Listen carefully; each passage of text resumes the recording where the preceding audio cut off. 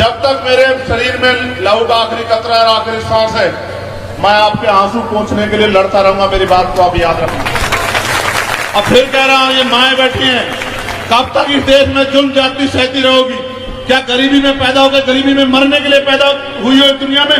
आप बताओ, कितनी महिलाओं ने हवाई जहाज में सफर किया बताओ, कितनी ने हेलीकॉप्टर में सफर किया बताओ, कितनी ने रेलवे के एसी के डब्बे में सफर किया? तुम बताओ, हाथ उठाओ जिसने हवाई जहाज में सफर किया है, बताओ जिन्होंने हेलीकॉप्टर में सफर किया। क्या है तुम्हारी जिंदगी?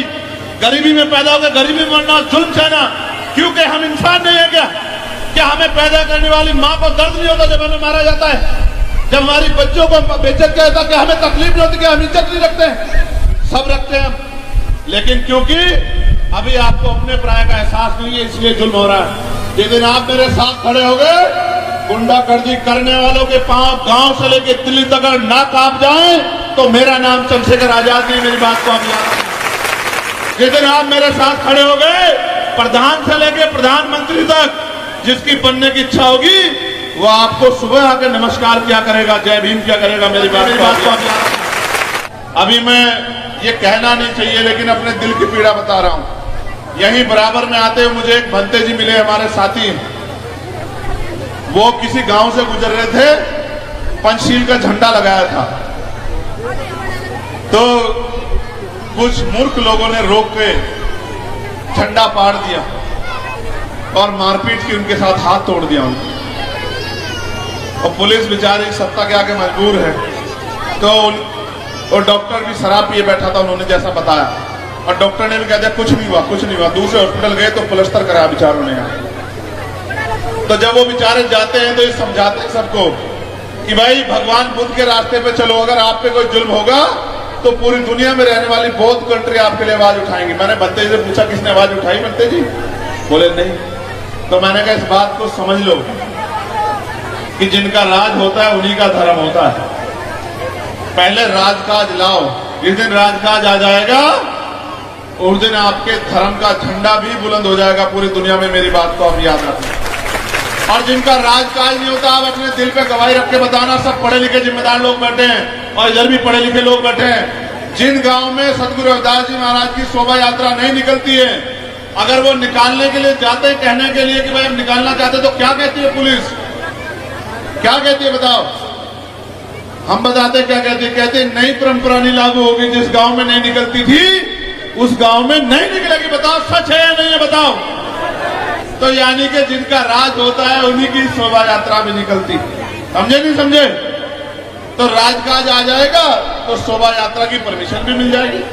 राजकाज आ जाएगा तो आपके दुख दर्द भी दूर हो जाएंगे। राजकाज आ जाएगा तो आपके बच्चों को रोजगार भी मिलेगा। राजकाज आ जाएगा तो आपके टूटे हुए घर भी ये बंगले महलों जैसे हो जाएंगे। क्योंकि राजकाज जिन पे होता है उन्हीं के हाथ में चाबी होती है कि किसको क्या देना है और कहां क्या कराना है। राजकाज आएगा तो आपके यहाँ अच्छे स्कूल बनेंगे, अच्छे कॉलेज बनेंगे, अच्छी यूनिवर्सिटियां बनेंगी। राजकाज आएगा अच्छे हॉस्पिटल बनेंगे।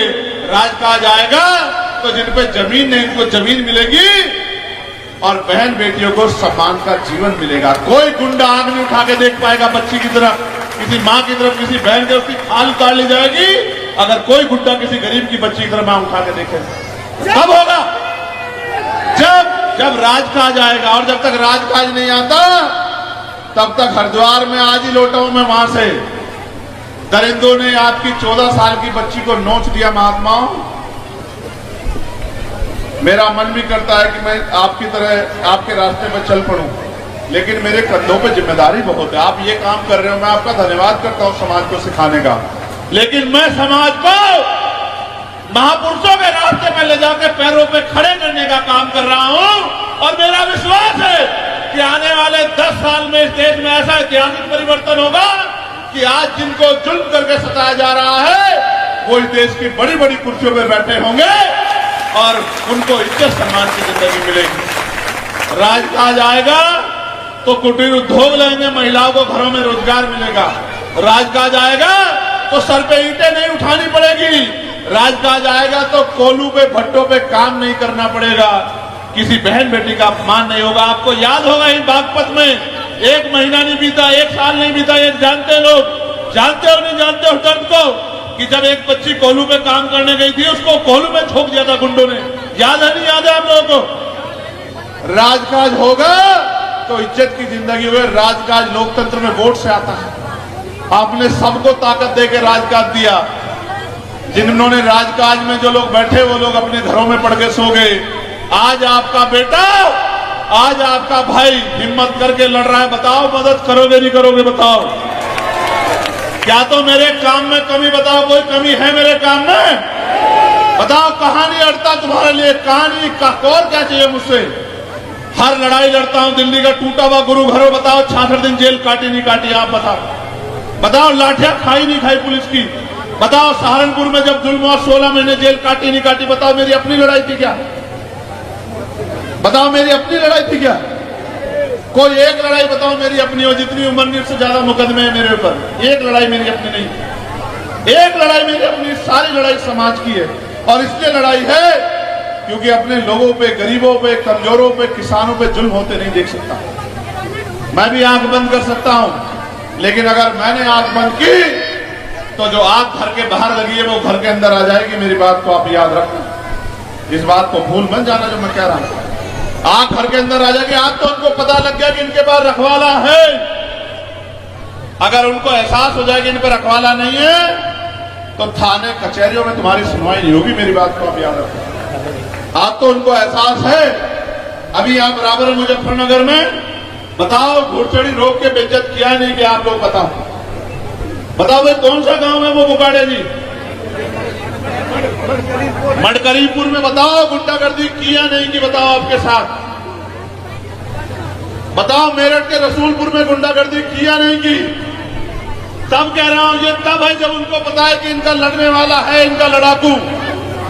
मगर फिर कह रहा हूं थोड़ी सी ताकत बढ़ा दो मुजफ्फरनगर वालों। लिख के कहता हूं खून का कतरा कतरा भी आपके काम आएगा। मेरी बात को आप याद रखें। आदमी पेट के लिए जीता, पेट के लिए 4-4 गोली खाई है। कभी कभी पीछे पलट के नहीं देखा? बताओ गोली खा के डरा क्या कभी? आदमी सब पेट के लिए करता है। ये पेट भी आपका, सब कुछ आपका, आपके सहारे हो। लेकिन वजन देख कह रहा हूं, मेरी माए बहने बैठी है सत्संग में खड़े होकर, झूठ नहीं बोलता मैं। इतिहास गवाह है कि मैंने झूठ नहीं बोला। जब तक मेरे शरीर में लहू का आखिरी कतरा और आखिरी सांस है, मैं आपके आंसू पोंछने के लिए लड़ता रहूंगा। मेरी बात को आप याद रखना। अब फिर कह रहा हूं ये माए बैठी हैं, कब तक इस देश में जुल्म जाती सहती रहोगी? क्या गरीबी में पैदा होकर गरीबी में मरने के लिए पैदा हुई हो दुनिया में? आप बताओ कितनी महिलाओं ने हवाई जहाज में सफर किया? बताओ कितनी ने हेलीकॉप्टर में सफर किया? बताओ कितनी ने रेलवे के एसी के डब्बे में सफर किया? तुम बताओ, हाथ उठाओ जिसने हवाई जहाज में सफर किया। बताओ जिन्होंने हेलीकॉप्टर में सफर किया। क्या है तुम्हारी जिंदगी? गरीबी में पैदा होकर गरीबी में मरना, जुल्म सहना। क्योंकि हम इंसान नहीं है क्या हमें पैदा करने वाली माँ को दर्द नहीं होता जब हमें मारा जाता है? जब हमारी बच्चों को बेइज्जत किया जाता है, क्या हमें तकलीफ नहीं होती? क्या हम इज्जत नहीं रखते? सब रखते हैं हम। लेकिन क्योंकि अभी आपको अपने प्राय का एहसास नहीं है, इसलिए जुल्म हो रहा है। जिस दिन आप मेरे साथ खड़े हो गए, गुंडागर्दी करने वालों के पांव गांव से लेके दिल्ली तक अगर ना कांप जाए तो मेरा नाम चंद्रशेखर आजाद नहीं। मेरी बात को आप याद रखें। जिस दिन आप मेरे साथ खड़े हो गए, प्रधान से लेके प्रधानमंत्री तक जिसकी बनने की इच्छा होगी वो आपको सुबह आकर नमस्कार किया करेगा, जय भीम किया करेगा। मेरी बात को आप याद रखना। गांव से लेकर वहां तक जिस दिन आपने एहसास करा दिया कि हम अपने भाई के साथ खड़े हैं। और मैं महाराज जी का धन्यवाद करता हूं